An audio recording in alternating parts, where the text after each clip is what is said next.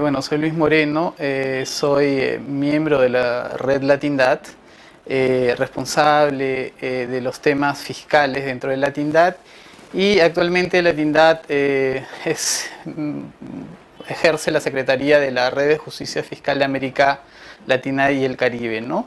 De la cual también formo parte de la Secretaría Técnica.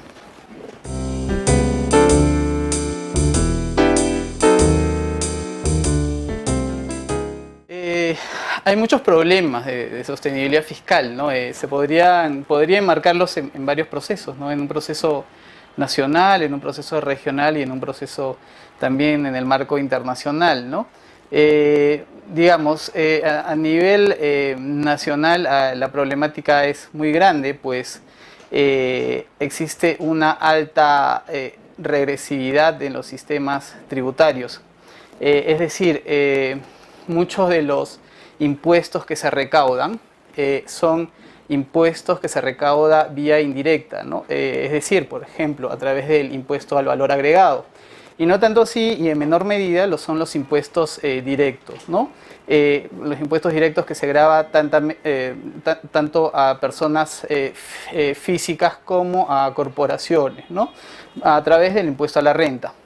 Ahora, el gran problema de esto es básicamente que son los sectores más pobres quienes cargan con el peso de financiar a los estados, ¿no?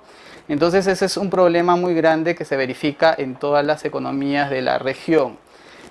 Otro problema importante también aunado a esto es que la carga tributaria o la presión tributaria, digamos, los niveles entre lo que se recauda en relación al Producto Interno Bruto es muy pequeño, ¿no? En relación o comparado con economías, por ejemplo, desarrolladas.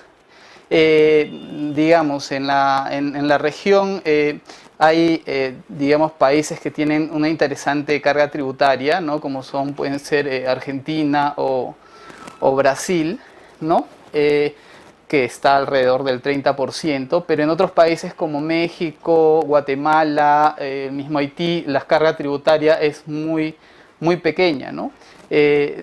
Además de ser pequeña, digamos, en todos estos países, como había mencionado, es soportada por la mayor cantidad de población vía impuestos indirectos. Otra de las limitaciones, digamos, para la sostenibilidad fiscal de nuestros países es que hay muchos beneficios o exenciones tributarias para las rentas de capital, ¿no? Muchas de las grandes corporaciones transnacionales y muchos de los gobiernos utilizan políticas de atracción de inversiones. Estas políticas de atracciones de inversiones para implementar estas políticas de atracción de inversiones muchas veces utilizan ciertas exenciones o beneficios tributarios, ¿no? Para atraer justamente a estas grandes corporaciones o atraer a los grandes inversores. Esa es una política muy perjudicial porque esto, según algunos datos, significa que digamos, lo que se le da como beneficio tributario es mucho más grande de lo que los países reciben como ingresos para financiar políticas fiscales de los países, ¿no? Entonces ese es un tema muy importante, digamos, en nuestra, digamos, de peso para la sostenibilidad fiscal de nuestros países. Digamos, como esos 2 o 3 elementos podría enumerar a nivel nacional. Hay otros elementos también que digamos en el marco regional e internacional son de vital importancia, como son, por ejemplo, cómo se maneja la política fiscal internacional, ¿no?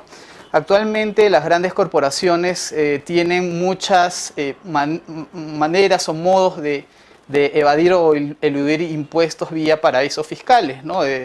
Conocidos estos como centros de opacidad financiera, donde se esconden ciertos recursos financieros de grandes grupos de poder y, bueno, grandes corporaciones. Entonces,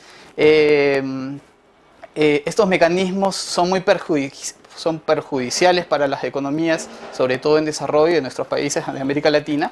Un estudio de Christianet señalaba que aproximadamente se pierde como recaudación fiscal aproximadamente 160.000 millones de dólares. y solamente como una de las prácticas de las corporaciones transnacionales, que son los precios de transferencia. Es decir, son prácticas que las empresas utilizan para, a través de las empresas subsidiarias, mover ciertos beneficios o utilidades que deberían pagar en el país de origen, y haciendo que de alguna manera se saquen recursos de los países donde deberían efectivamente tributar. Digamos, como que esos son algunas de las problemáticas a nivel internacional que se tienen, y bueno, y luego hay diversas alternativas.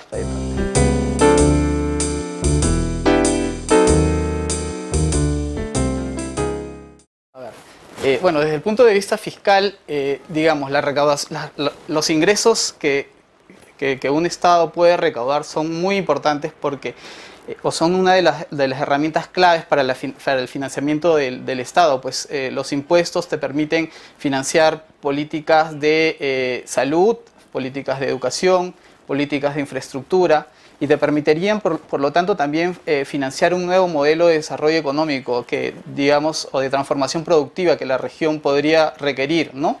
Entonces, digamos, los impuestos y la política fiscal en general, son un marco o son una herramienta muy potente para financiar justamente un modelo alternativo, económico alternativo, digamos, al que podría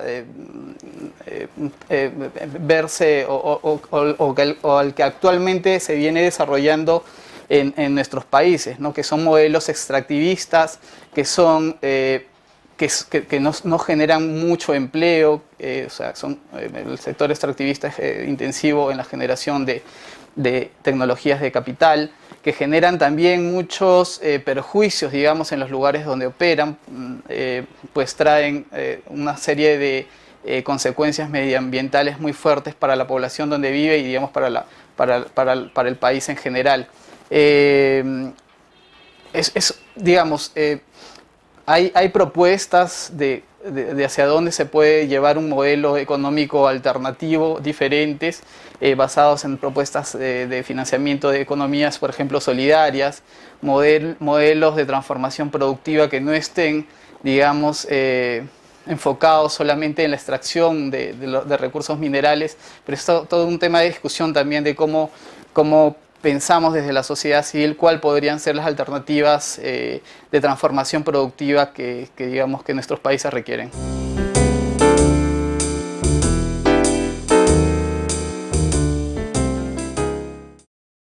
Como había comentado al principio, se requiere que nuestros países, bueno, y en este caso Colombia, pueda implementar una serie de medidas que vayan en contra de las propuestas regresivas, ¿no? Es decir, no seguir gravando, digamos, a las personas que menos ingresos tienen, sino enfocar en el punto de la mira, por ejemplo, cómo los grandes capitales y los grandes personas ricas de este país están utilizando, digamos, diversos mecanismos para evadir o de alguna manera, para evadir o saquear recursos, digamos, de Colombia hacia otros centros de opacidad financiera, ¿no?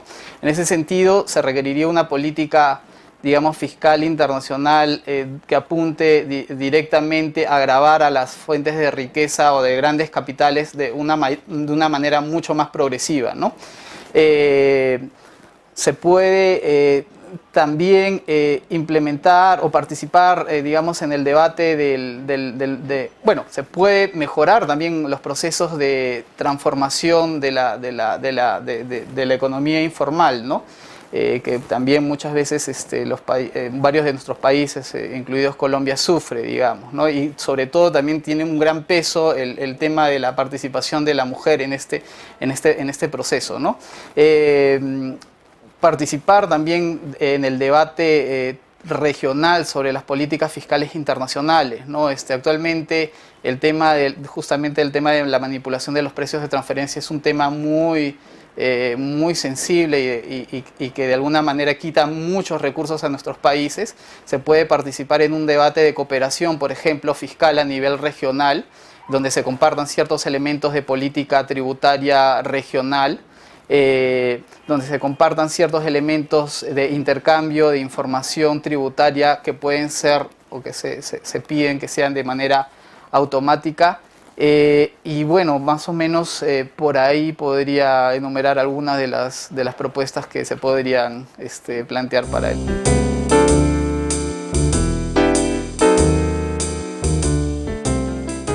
El desafío es muy grande, ¿no? Pienso que debemos poner un mayor esfuerzo en cuanto a cómo los ingresos del Estado son distribuidos o redistribuidos de forma transparente y equitativa, digamos, entre nuestra población, ¿no?